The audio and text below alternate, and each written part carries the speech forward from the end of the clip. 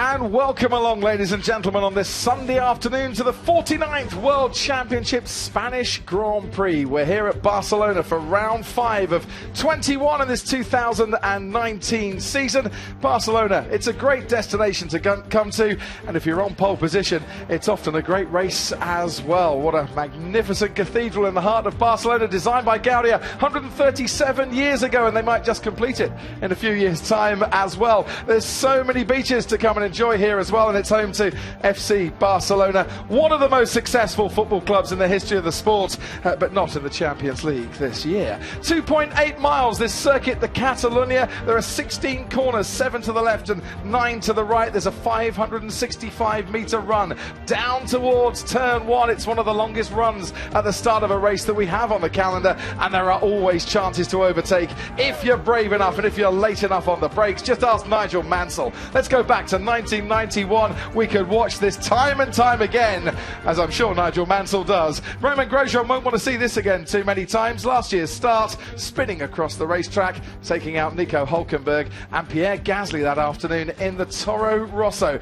And down towards turn 10 now, Valtteri Bottas locking up in 2017 and giving Sebastian Vettel all the encouragement he needed to mount another challenge. Mercedes against Ferrari, will we see that battle once again in this afternoon's race? We have soft, medium and hard compound tyres. It is the 3 hardest compounds that Pirelli have in their range, and the medium tyre, which could be the best race tyre, about 8/10 slower per lap, but it might just last a little bit longer to carry on the recent run, where in the last 2 races, those that have started in the pit lane have come home to finish in the points.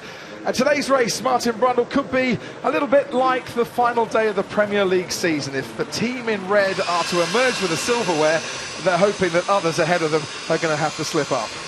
And, well, Crofty, I have to say, like with that football match you're referring to, I don't really mind who wins as long as they give us a lot of entertainment en route to a last-minute thriller, and hopefully not decided on penalties.